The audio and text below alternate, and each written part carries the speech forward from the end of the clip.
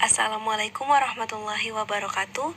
Perkenalkan, kami dari kelompok 1 akan mempresentasikan rangkuman kami mengenai siklus air, evaporasi, dan sedimentasi.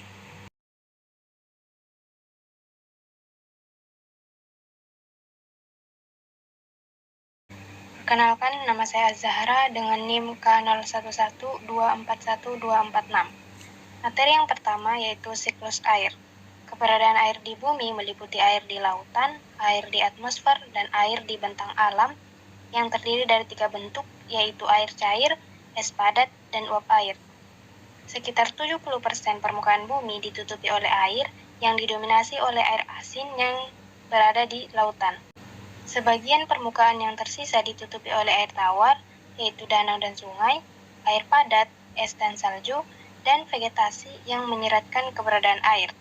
Sisanya terdapat di atmosfer dalam bentuk awan. Perkenalkan, nama saya Nurfadila Masriana Rahmatullah dengan NIM K01141245 yang akan menjelaskan komponen penting dari siklus air yang terbagi menjadi 5. Yang pertama, vegetasi, mengalirkan air dari lapisan tanah yang dalam. Yang kedua, penutupan salju, mengubah anggaran energi permukaan secara signifikan. Yang ketiga, air tanah, berkontribusi terhadap limpasan. Yang keempat, limpasan, mengembalikan air ke laut. Yang kelima, lautan, menjadi subsistem utama dari siklus air global.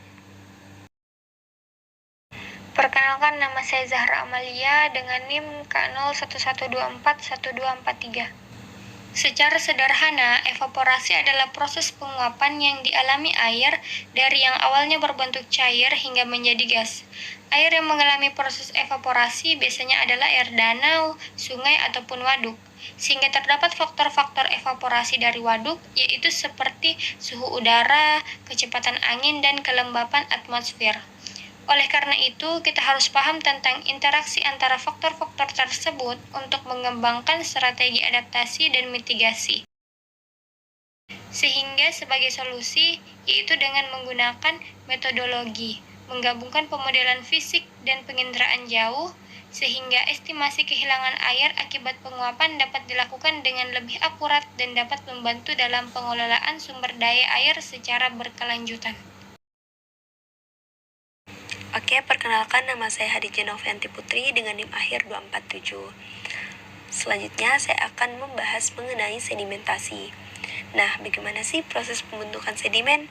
Sedimen dihasilkan dari erosi air dan proses geomorfologi alami di daerah aliran sungai.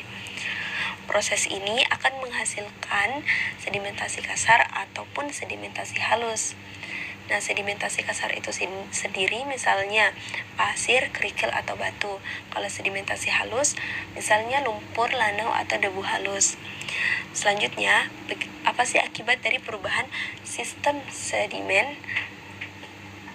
Nah, perubahan sistem sedimen di sungai dengan bendungan juga mengubah sistem sedimen di bagian hilir bendungan karena kurangnya transportasi sedimen ke hilir, pasokan sedimen, dan material. Hal ini dapat menimbulkan dampak buruk pada dataran banjir dan secara ekologis berdampak buruk pada ekosistem di Delta Muara.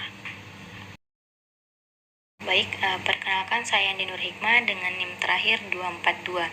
Di sini saya akan menjelaskan cara pengendalian sedimen. Nah, upaya pengendalian sedimen dapat kita lakukan dengan menerapkan standar dan peraturan internasional untuk mengendalikan sedimen. Nah, kedua, membuat evaluasi ekonomi yang efektif terhadap dampak yang disebabkan oleh sedimentasi itu sendiri yang dapat diterapkan oleh petani lokal.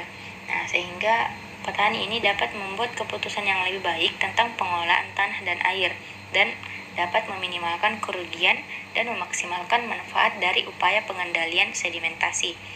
Kemudian yang terakhir, pengembangan proyek yang efektif yang berfokus pada penanganan sedimentasi untuk meningkatkan kontrol nutrisi. Nah, fun fact-nya teman-teman, ternyata sedimentasi ini dapat dipengaruhi dan disebabkan oleh manusia. Nah, salah satunya penggundulan hutan. Penahan tanah dengan akar-akarnya yang kuat. Nah, ketika pohon yang ada di hutan ini ditebang secara habis-habisan, tanah menjadi lebih rentan terhadap erosi oleh air hujan dan aliran permukaan. Nah, kemudian pengaruh pertumbuhan penduduk dan kebutuhan sumber daya. Hal ini juga memperburuk degradasi fungsi ekosistem yang menjaga sedimentasi.